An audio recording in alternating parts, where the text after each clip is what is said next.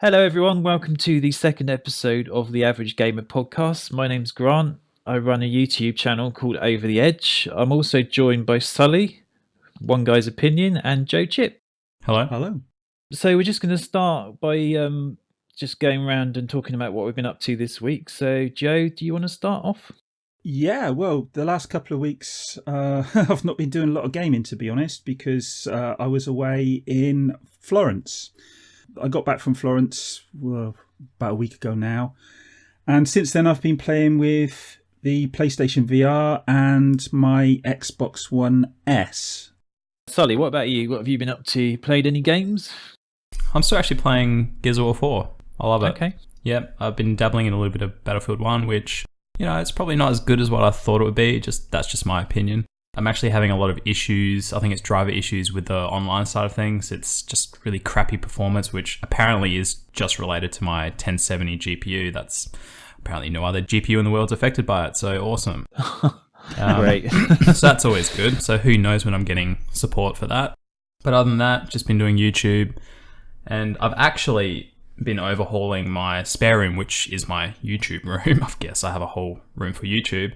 But I'm actually getting ready to switch the channel over to video. So I've been kind of putting together a new desk, shelving, kind of dressing up the area that's going to be on screen. So I've just kind of been trying to nut that out of late. Nice. I'm not sure when it's going to happen, but it's probably going to be after this summer because you guys all know Australian summers, you know, can get pretty hot and I haven't got ducted. So I don't want to be sitting there sweating on my new setup. Just, you know, as much as everything else looks nice, I don't want to be the negative point of it. Okay, cool. So since we did the first episode, I was sort of playing a multitude of games, or about 3 different games, but since I got Skyrim, I literally have just been sinking so many hours into that. The game is just incredibly addictive. I didn't play it first time around. I think I'm making up for lost time because looking at my save file, I seem to have hit nearly 50 hours since Friday. But I don't know if that's all game, because I put the game on pause a lot, so I'm not sure if that's all game time. If it is, that's bad. Well, depends which way you look at it. So, it's very. I'll talk about it a little bit later on because I'll touch on it in one of my subjects. But other than that, I did do a video, although I haven't done as much YouTube stuff as I wanted to. But I'm going to try and change that in the coming week. So. Because I've got a couple of things I want to do, and some exactly. That's one of them, believe me. But I've just picked up Titanfall 2. I got that today Nice. because I heard good things about it, and hopefully that'll be a bit of a contrast from Skyrim as well. Because I like to play one sort of in and out, sort of fast-paced game if I'm playing something that's slower. You know, and are more RPG based because I like the contrast. Yep, that's understandable. Yeah, so that's me. Okay, we've got sort of individual subjects we want to talk about, you know, as we did in the first episode. And I believe the first subject that we were going to cover was Joe's subject, which was PSVR. Yeah, as I said just a minute ago, when I finally got around to it, I've been fiddling around with PlayStation VR and it's been quite a good experience so far. Anyone watching my video, shameless plug again. Oh my God, Jade. I got that one in quick. Basically, it's been good. The experience, and I keep saying that word experience because basically, games, are they games? I don't know. Some of them feel like games, some of them don't feel so much like games. The thing I enjoyed the most was going into the deep, or whatever they call it. Into the deep.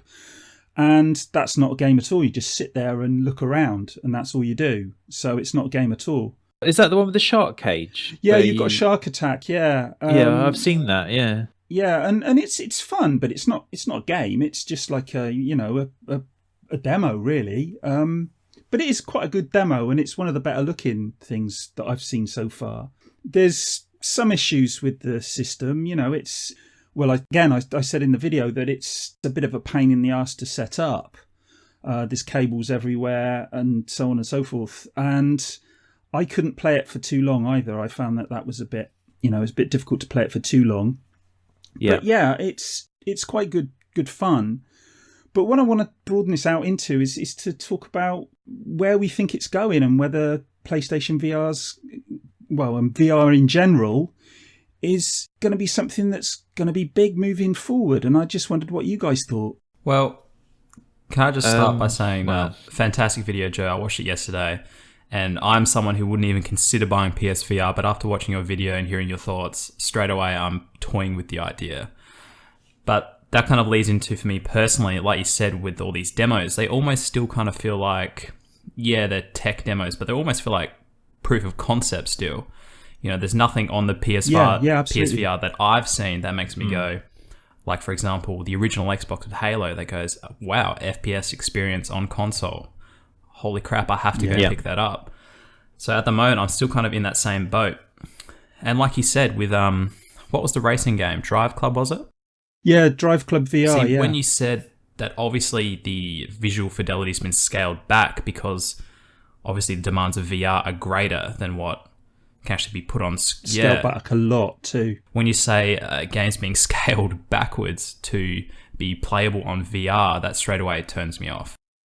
I'd have to agree with that. I mean, I would echo a lot of what Sully said. I'm not particularly interested in PlayStation VR because, I mean, one of the things that concerns me is the visual fidelity just isn't great because I think it's probably the nature of where the technology is at the moment.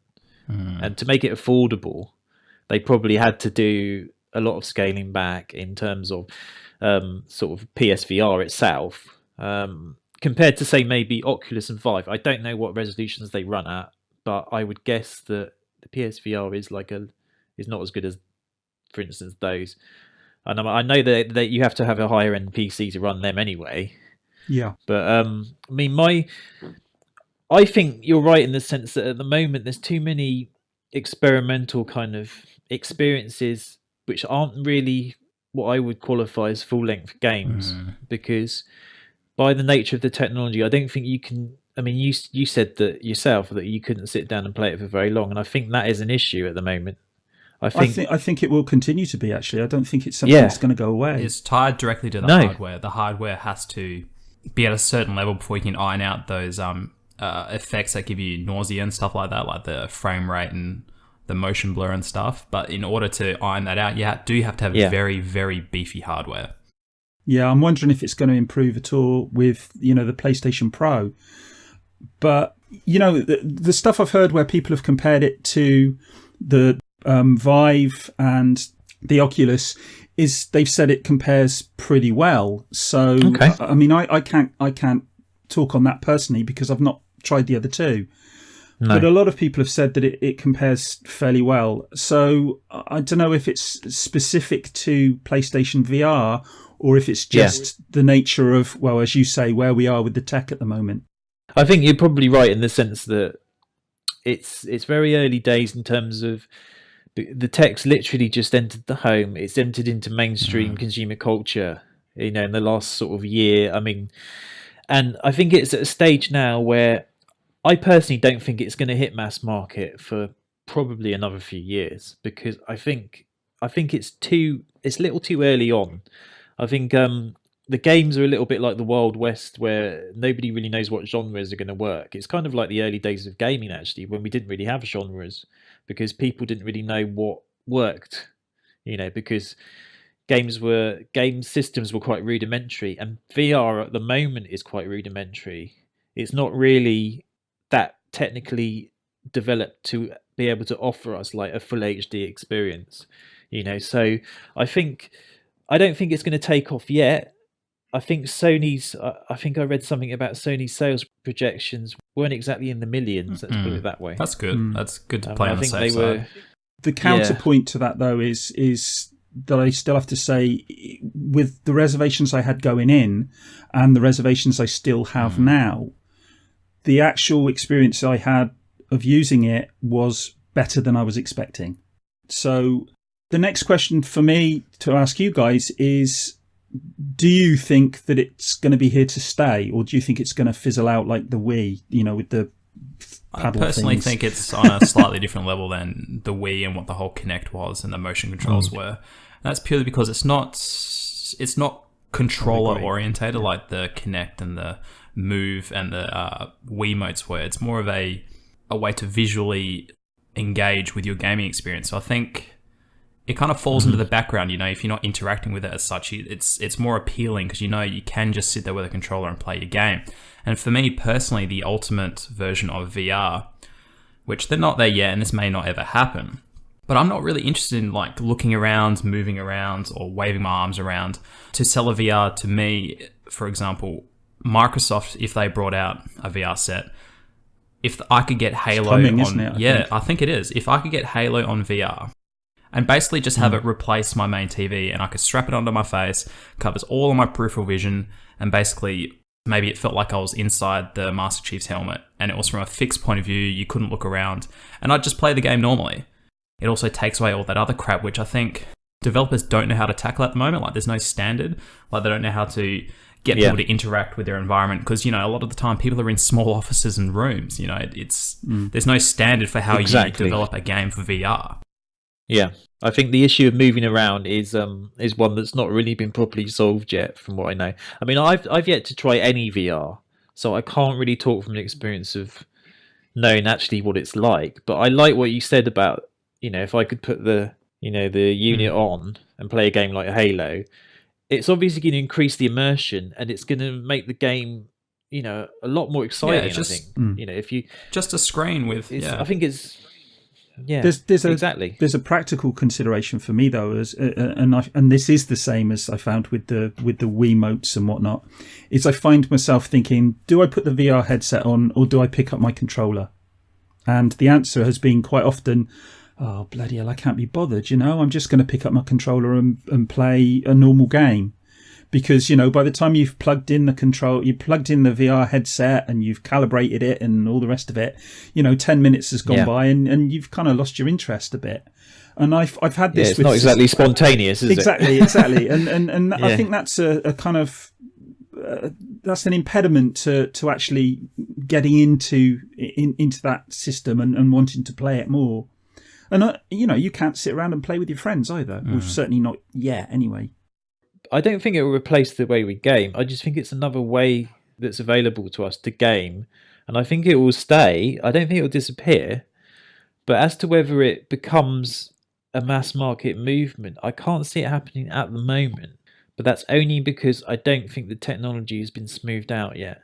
I think the fact that it's another way that we can game, but in a way that's going to be more long term than something like the Wii sort of waggle or move or anything like that. I think it will stay beyond that. It's not a flash in the pan trend. You've basically come down to exactly the same position that I arrived at. I was going to say, there's one reason why it will never become the mainstream for how we play or interact with our games. And that's because on the other side, we have a traditional TV. Now, a traditional TV is something you can buy, the entire family can enjoy, and it has more than one purpose, not just gaming. And I think because of that, VR is never going to become the mainstream way of interacting with our games. And I think because in the world we live in, everybody has a TV. Everybody wants the latest and greatest TV. And because of that, VR will never replace our like main screen in the living room. Yeah, it'll be a secondary device. But another point is as well, which I think is interesting, is VR necessarily going to be used in the future primarily for gaming, or are there other applications for it? Yeah, good point. Because for me personally, that is a very good point. There's a lot of obvious areas like in schools with education and all that, like it's a far more interactive experience. But for me, the idea, and I think the idea that I find more exciting, is being able to just lay in bed at the end of the night and watch a movie. And as you guys probably know, there's nothing more annoying than trying to watch something in bed and try to prop your head up in the right position to see the screen, you know? If I can just lay back on my pillow and put the VR on and just enjoy a movie, then to me, that's probably cooler than playing the next Halo in VR. Yeah, but it has to be wireless to do that. I think if anything, you know, you've hit on, you know, quite a significant point, which is, I think, if anything, gaming will probably be one of the, you know, least popular uses for VR, because it has so many other potential uses in terms of, like you say, education, scientific, maybe even medical. I can see it, you know, maybe being used by doctors. It's quite obvious applications for like surgery maybe as well and things like that. So I think gaming, you know, is just literally just one aspect of what VR might become in the future. Again, I agree entirely. Yeah, I think that the potential is phenomenal for training and stuff like that. Exactly, yeah. Just side note, did you guys hear that? I did read it somewhere, but don't take it as gospel, that Microsoft is intending to release the HoloLens. It's actually going into production. Ah, no, I hadn't heard See, that. to me, I find that more interesting than PSVR, like augmented reality. Like the thought of buying a HoloLens, because I enjoy Minecraft. I enjoy a lot of those games with my girlfriend because she's more of a casual gamer and I enjoy it as well. But the idea of being able to pick up a couple of HoloLenses and turn our living space into a Minecraft field, that to me blows my mind. I find that actually quite personally more interesting than VR. Mm-hmm. I think augmented reality has huge potential. We've got an outbreak of agreement here tonight. We're agreeing far too much. Yeah, let's have a fight then. Just kidding. I'll smash a plate. So the next thing we were going to talk about is, I believe, the Nintendo Switch. Is that right? Yeah, so basically I'm in the same boat as Joe here. I have my opinion on the Switch, but I really want to see what you guys thought of it and what the likelihood of its success are. It's a pretty broad stroke, that one, but go to town on it. I mean, since that video was released, which was a couple of weeks ago now, was it? Or was it last week? I think it was right track of time. Recorded episode 1, actually.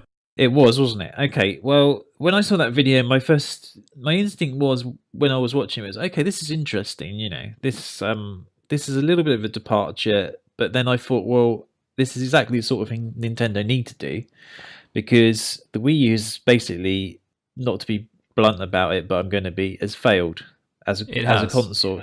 It's not hit the sales targets. It's done 14 million or something, which compared to the PS4 and Xbox One is pretty much a disaster. So they had to do something different. They are doing something very different.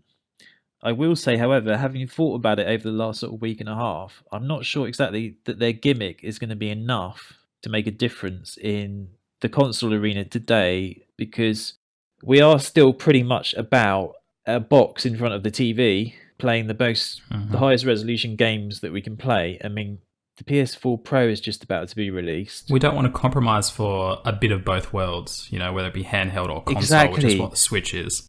It lacks focus. Isn't it just 720p, that screen as well? Now, the tablet that you actually take on the go with you is the actual screen is 720p. I'm not saying it's limited to 720p performance. It might very well get 1080p on your screen at home. It's just the tablet that's 720p. Right, okay. I mean, that might not be that big a deal, considering that you might not need that high resolution on the go.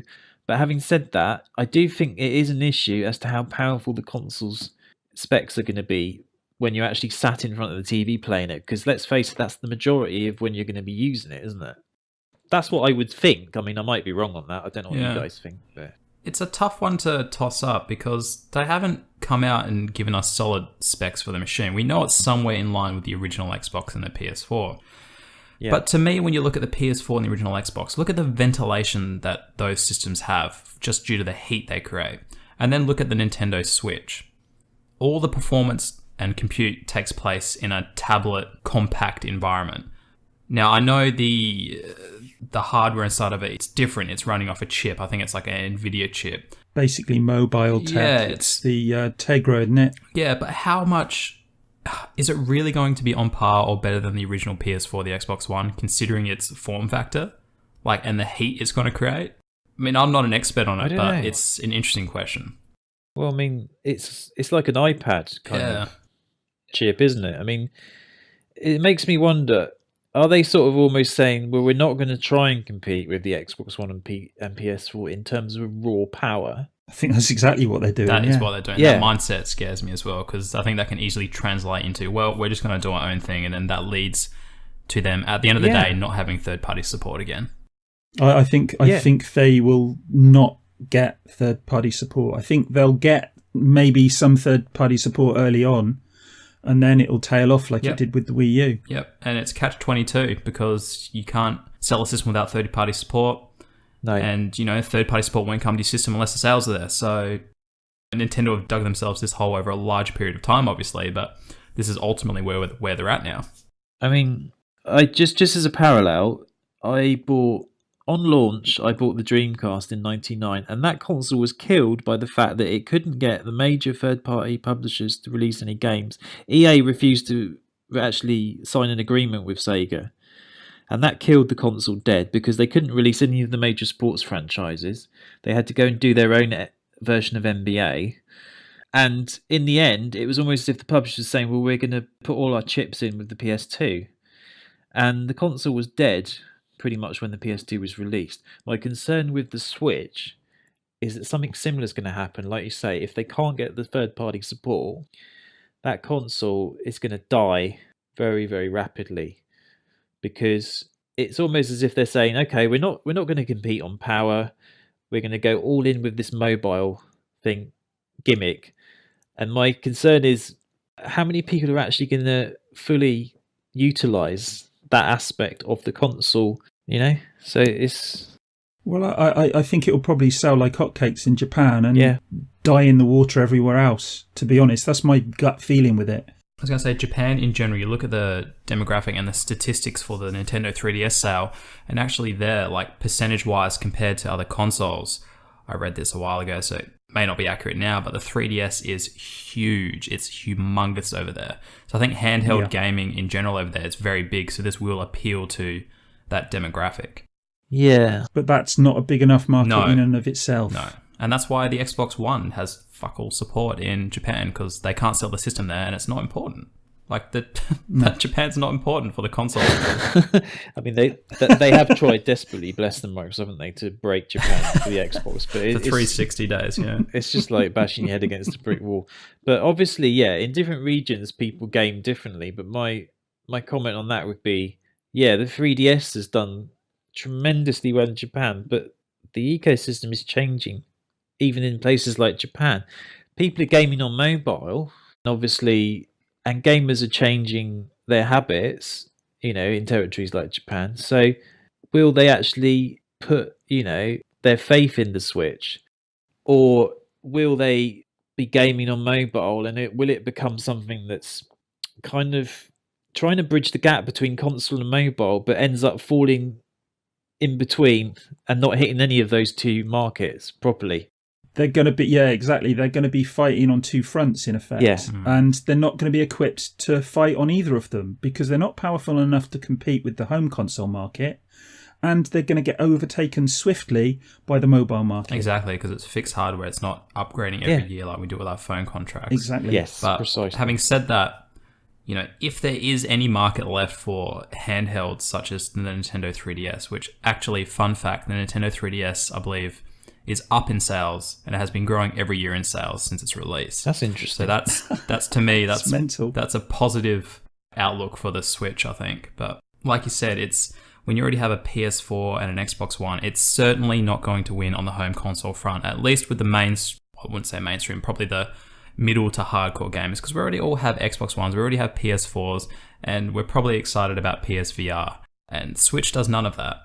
Yeah, I don't know if you guys saw. I saw an article linked on Twitter. I haven't read it yet, but it basically, the headline was, Nintendo say Switch is not aimed at core gamers, which got alarm bells ringing in my head a bit when I read that. It's like, well, who is it aimed at then? Because you've already alienated this market. Yeah, you can clearly tell that it's aimed at probably people my age in their late 20s that grew up with probably the golden days of Nintendo, like the SNES and stuff. Yeah. But it's still aimed at the casual market. There's not a shred of advertising in that reveal trailer to me that goes, bang, this is for the hardcore, other than maybe the Skyrim remastered footage, which isn't even a confirmed title for the Nintendo Switch. Exactly, yeah. But it's, I mean, the fact that it is probably more or less, they're hanging the hook and hat on the fact that they want casual sales to kickstart the Switch. Is that going to happen now? Like in a different age where we do have tablets, we have smartphones, and casual gamers.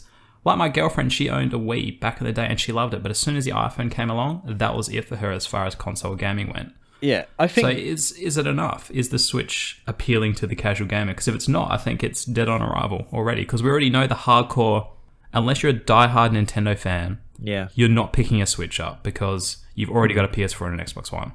Exactly. Their approach as well I'm sorry to bring this one up, but their approach to YouTubers and all that kind of stuff, the free marketing, if you like. They've got such a lockdown approach to these things. They're living like in the past. It's like 15 years ago is where Nintendo seemed to be living. Absolutely. And everyone else has moved on, and their policies towards developers, their policies towards YouTubers and the people who would give them loads of free marketing is so closed in and so controlled that they're actually shooting themselves in the foot. I think you're absolutely right. I mean, they had this really strange set of policies, didn't they, in their cartridge days, where they would say to developers, okay, you have to buy our cartridges for, say, $35, and then you can make profit on whatever it's sold at. You think Sony are bad. Sony have some outdated practices. They do. But Nintendo, like you say, are living in the past. They hit a fluke with the Wii. They didn't quite know why and how it took off. It just did. But it was very much one of those curves of popularity that kind of rapidly sunk when people moved on to other things like mobile. Mm-hmm. The casual gamers, at the end of the day, if this console doesn't appeal to average gamers, who is going to buy it? Because there isn't anyone else. Well, the Nintendo hardcore. Yeah, but is that enough? I mean, how how big is that audience now? I would guess that it's not actually. It's been dwindling each year because the people that stay loyal to Nintendo, I think, it's been shrinking and shrinking. Because they keep being disappointed with the products they're being given. They seem to be getting. Well, and they keep being shafted. Yeah, ever since I think the N64 was downwards, each console apparently has sold less than the previous one. Apart from the Wii, obviously the Wii was the spike. It was a bit of an anomaly, wasn't it? But basically, it was just the time. The time of the release for the Wii was at the perfect time. Where right before mobile gaming, and you had that fascinating cheap buy-in for motion controls. Absolutely, Yep. And PlayStation hadn't got their act together with the PS3. It was too expensive, so they kind of slipped in that gap. Really, the Xbox had just been released. The 360 was kind of building a market share, but there was room for another player to come in, and Nintendo kind of snuck in and said, "Okay, well, let's make it all about fun," And everyone went out and bought the Wii and one game. Yeah, exactly. They did. But it was it was kind of one of those things that lasted about a year and a half before nobody was playing it anymore. If you talk to people, they stopped playing the Wii after a while. Well, I think we've pretty much covered as much as we're going to in terms of the Switch. Should we move on to the last subject, which is about how games have evolved over the years? It was something I was thinking about in the week because I was trying to come up with some ideas for a new video. And one of the things I wanted to sort of touch on was the fact that with this generation of gaming, I can't remember exactly how many generations we're in now, but games have evolved to such a degree as the technology's changed throughout the years that some genres which were once popular have completely died out. But also, interestingly enough, the revival of this kind of indie gaming has almost brought some genres back to life. I mean, I was talking earlier on Discord about the fact that the 2D platformer had almost died out by the time we got to, I guess, the PS3 and 360 era in terms of popularity. But because of the lower barrier for entry for indie games on console, with Xbox Arcade and PlayStation Network, that genre was sort of coming back. I mean, games like Fez and Shadow Complex sort of made it popular again. But I guess this is quite a broad subject, but do you feel that games have evolved technically over the years, and they're much bigger productions now, there's a huge amount of money put into making games, but have they evolved for the better necessarily? There's the big question. In your They're opinion? certainly more immersive. They're certainly more immersive and visually probably more eye-catching with just the visual fidelity. Yeah, but does that make them better? I mean, when you Not think... necessarily, no. No. Well, if you take something like Doom when it came out in the day, Yeah. and you look at that game now, and it's very simplistic, but it was very focused as well. And if you compare it to some of the shooters now, technically they blow it out of the water, the Call of Duties and so on and so forth. But I enjoyed playing that far more than I do some of the first-person shooters that are out there now. And I'm not saying all the shooters that are out there now, because there's plenty of good ones. But for its time, it was a very focused package, and it knew exactly what it was delivering. Going back to the Switch now, people not knowing what they're delivering. But I think if you look at what's happened, say, for instance, with first-person shooters, there's been a lot of fragmentation that's occurred. With it splitting into, you've got your single-player experience and you've got the online experience. And it's almost, they're trying to shoehorn those two things together. Yeah. And they're almost entirely, completely different beasts. I think gaming in a lot of ways has become, because of the fact that it's a very money-driven industry now, compared to obviously the early days when nobody knew what worked in terms of popularity, so everyone was trying all sorts of different things, But I think gaming is very much it's trend driven. So what you were saying, Joe, is quite relevant, because a lot of first-person shooters have to have a multiplayer aspect to them. There's very few companies that will stick their neck out and just do a completely single-player FPS. I mean, I covered this in a video. Machine Games with the Wolfenstein series did it. They didn't. They said, right, we're not doing a multiplayer. We're just going to focus entirely on the single player, and that used to be the norm in the days of games like Doom. Partly because the technology wasn't there to do multiplayer. Easily. Exactly. You could still do it, obviously, but it was a bit more fiddly. So I'm wondering, is the fact that gaming is so driven by different trends, has it affected creativity in the sense that nobody's really willing to take as many risks as they were sort of several years ago in terms of trying to break open new genres maybe, or do something a bit different? I think you're 100% correct, because you look at, like you said, with the multiplayer and the single player, a lot of the time now, like you said, it was all about single player. Everything was single player focused before the rise of online. But you look at it now, specifically, a lot of the times with EA and Ubisoft, it's online only now, and not just an online world. I'm talking about like multiplayer. I think that's because the multiplayer adds that hook and it keeps players invested for a longer period of time. When you look at like the XP system, they want to keep people engaged. They want to keep people buying the season passes, the DLC. Yeah. Like I said, it comes down to the money and keeping the hook in people. So yeah, the single player, when you look at from a profitability, tongue-twisted standpoint, there's just not as much money there. Like, it's a one-time buy and that's it. Or if you're not interested in the themes or the story of the game, then you won't buy it at all. Whereas the multiplayer comes down to just gameplay. If you look at something like Destiny, it's like you take the basis for a game, and it's like you iterate on that game by adding elements to it, so it becomes it's like a snowball effect. Destiny is very different from when it was first released, because like you say, it's about getting people to buy the DLC, buy loot boxes or whatever, so that they can customize their character, and it's like a game becomes more about the franchise and less about the game itself. I don't know. Well, yeah, it all comes down to the money, because when you think about it, let's use Destiny as an example.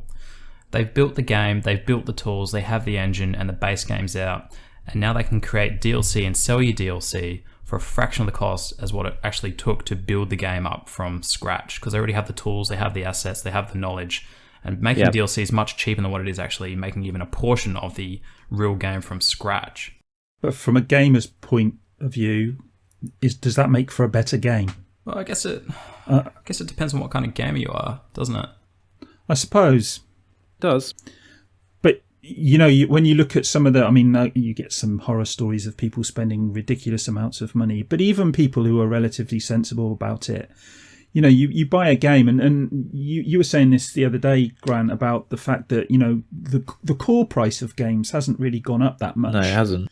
But actually, when you look at when you're buying a game now, if you buy, say, Call of Duty or Battlefield 1 or whatever it might be that you're buying, you buy the game. If you buy the core game, you're not going to be able to play the whole game, especially if you're playing online. Yeah. You have to buy the season pass. So in effect, you're not buying a $60 game or whatever it might be. You're in effect buying a $100 game, because you will, if you're going to stick with that game, you will end up spending that money, because You will, yeah. You don't want to be playing a map and then somebody moves on to the next map and you can't play it because you haven't got that map. Exactly, and that's That drives me nuts. that was one of the major sticking points that people had with a game like Battlefront. When Battlefront was released last year, people looked at it and said, right, okay, well, it's only got 4 maps, and where's the content? But not only that, the season pass was the same price as the game itself. And it's almost like they were... Oh, it's gone mental, yeah, it's hasn't almost it? like they were expecting you to buy the game, effectively buy the game twice, because they were saying, okay, we're going to hold back all this content for the season pass. Effectively, the full game, like you say, would cost $120 because it was something like 4 or 5 maps have been added to the game since the vanilla release. And they've also added extra heroes, extra game modes. But in order for you to fully experience that, like you say, you have to buy that season pass. And my sort of sticking point is with... I actually think context plays an important role in this, because I'm not naive to think... I know that games are a business now, and they've changed so much since the early days. When we were as kids sat in front of the TV playing... Well, in my case, it was an Atari VCS. It's a bit of a different experience now. I mean... Sometimes when I think about how games have evolved, actually, it staggers me because they're so technically accomplished now. But they're like movies in the sense that they have a similar budget, and in fact, probably a higher budget than a lot of movies. But what I don't like is the way that the commercial aspect of gaming is a little bit exploitative of players sometimes. I mean, if you look at Battlefront as an example, it's like, yeah, gaming hasn't really changed. The cost of gaming hasn't changed in one aspect, but when you consider that, I mean, a game like The Witcher is a prime example. I bought both expansions for that, and instead of paying, I think I paid £40 for it when it was released, and then I paid £15 for the first expansion and about the same for the second. So that's cost me almost double the initial cost.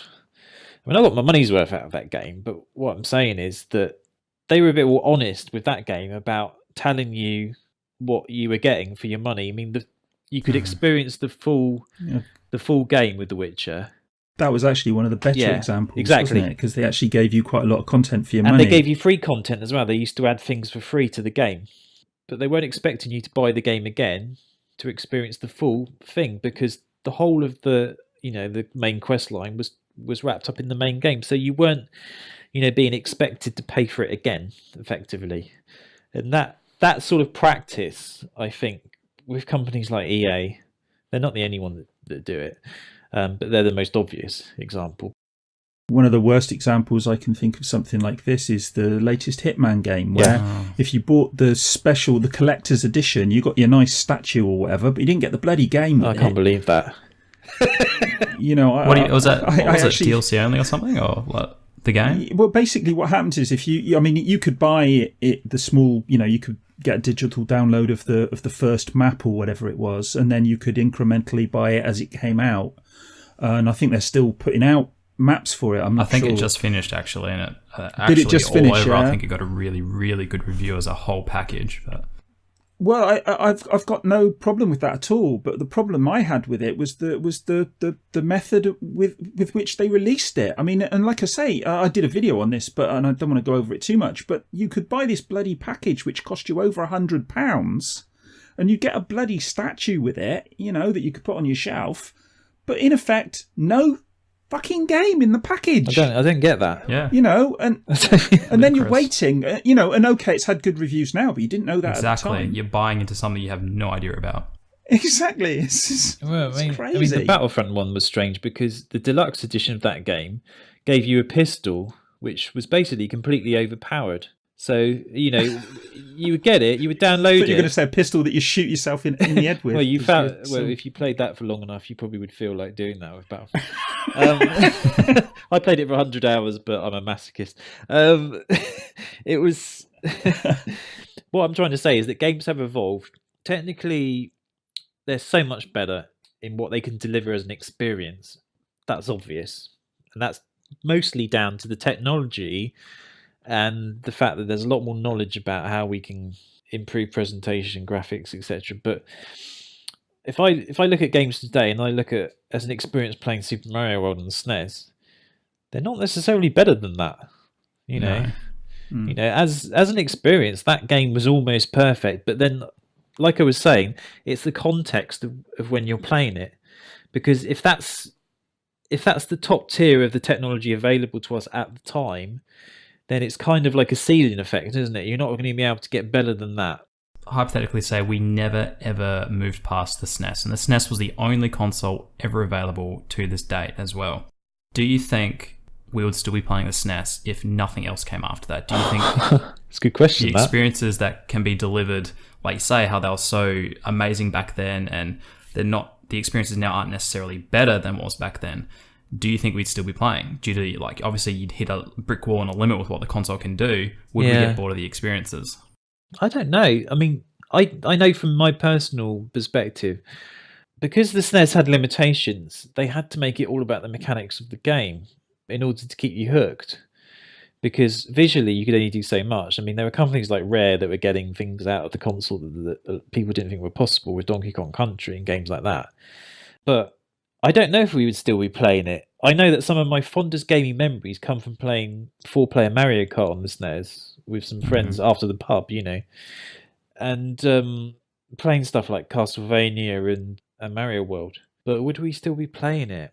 I guess that kind of probably more what I'm trying to get at is, do you think the fact that we do constantly move forward in technology and games do change over the course of time, do you think it's a good thing? Because do you think if, I know I use the SNES as an example, but same could be said for the 360 or the PS3.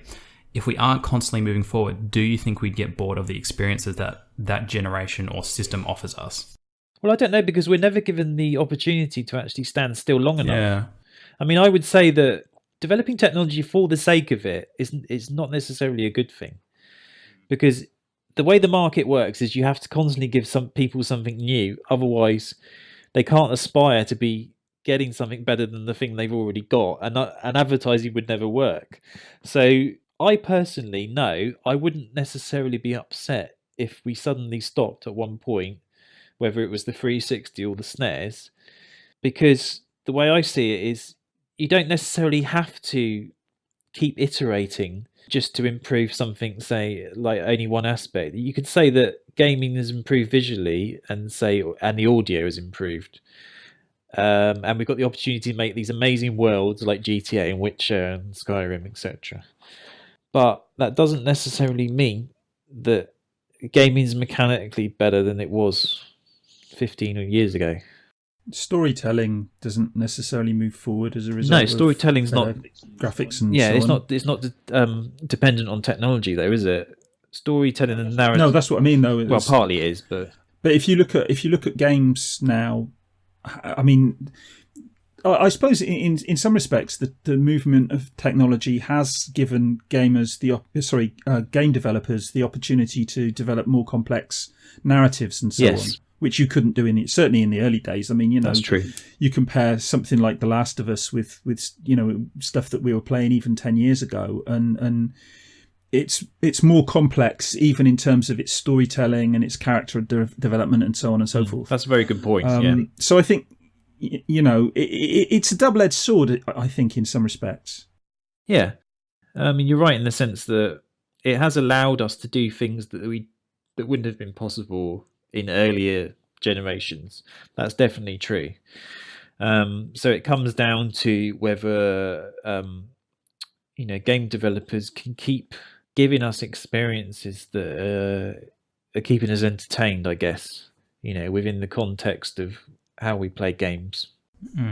Well, I think you've touched on this before, and well, even tonight you touched on this, the indie development that's going on now. Yeah. If you look at what's happening there, I kind of think there's a parallel between what's going on with indie development in gaming and what happens in filmmaking. If you look at, you know, the AAA titles, they're like your, well, I think I said the other day, some of them are like your Michael Bay films, you know. That was a good analogy, actually, yeah. But then you've got your little indie games, and okay, it's like I don't know if you've heard of this. There's a thing called Sturgeon's Law, which was there's a science fiction writer who came up with this, Theodore Sturgeon, and he came up with 90% of science fiction's crap. Yeah.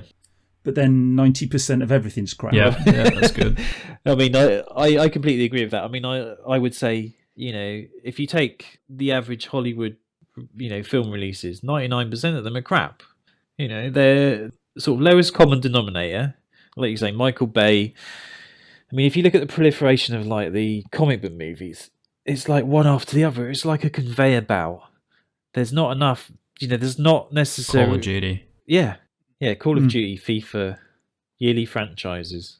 Obviously, there are indie developers that are willing to take the risk because they're not driven by spending $300 million developing a game, which cannot fail. Yeah, when you do that, you're into what the cornflakes factor. Cornflakes sells, so you're trying to create cornflakes yes, again. Exactly. For it's good in the sense that because it's a low barrier to entry on consoles for indie developers, we're getting games like Inside, we're getting games like Life is Strange because they're allowed almost to experiment in terms of creativity because there's less at stake. It's less risk. Yeah. So gamers are getting. There's a lot of choice nowadays. I think one of the positive ways in which gaming has evolved is we have so much choice in terms of what type of games that we can play. If we want to play the big budget games, the bombastic Call of Duty type games, we can. But we can also play these indie games, which aren't, I think the attitude towards them has changed. I think in the early days, people looked at them and thought, what's that pixelated crap? It looks like it's 20 years old. But if you're willing to sit down and actually look at these games closely, you'll realise that they're trying to move the narrative back to the game being about the mechanical aspect, how we interact with about being a game. A game, exactly. As an experience, as a pure experience, rather than a sort of Hollywood movie that you can take in control of, which is like Call of Duty is. And if you look at something like Inside, which you and I both love, it offers a depth of experience that is way beyond a lot of the AAAs. It is. And it's only 3 hours long, something like that, but it's 3 hours of intense, well, pleasure's the wrong word, but it's 3 hours where you're really invested in what's going on. Oh, absolutely. And it's still with me. I said to you the other day, I think it's still with me now. I played it 6 weeks ago or something. I finished playing it. Yeah. And it's still with me now, and I still think about it. And that's really worth playing. That's a game worth playing. In a way, it's like a really good book. I find that a really good book will stay with you for a long time. And I agree with you. The game, I still think about the game. And the reason is because every aspect of that time playing it was memorable. Yeah. Obviously, because games seem to have become, these big budget productions, there's a lot of open world games now, and they seem to be one of the dominant genres. An open world game you're going to be spending upwards of 100 hours in. Not every one of those hours is going to be memorable. You're going to get downtime. And the difference with an indie game is that, like Inside, is each minute you spend in a game like that is notable, it's memorable, and that's why probably it stays with you longer. So gaming has evolved, obviously, in good and bad ways, I would say. Well, I think we covered a lot of ground today. So just to end, do we want to just talk briefly about what our plans are for the coming week? Well, I'm actually intending on playing some games for a change. I'm going to try and get a go on Gears 4 this week. We'll have to play some more. Hopefully. Yeah, that'd be great. Yeah. Hopefully we can maybe hook up and play a bit of that, but don't laugh at me because, as I've told you before, I am utterly crap. That's right. You won't be getting any kills anyway. I'll be taking all the kills. So. Oh, well, I'll let you. I don't mind. I'll stand in the background and get some reflected glory. I'll carry you for free XP. Cool. Cheers, man. Okay. How about you, Sully? Well, as far as what I've got planned, it looks like I'm carrying Joe. And yeah, other than don't want to do that for too long. I'm a bit heavy these days. Other than that, no, not too much. I'm working on a couple of YouTube videos, like I said earlier, the one that I've got going up tomorrow.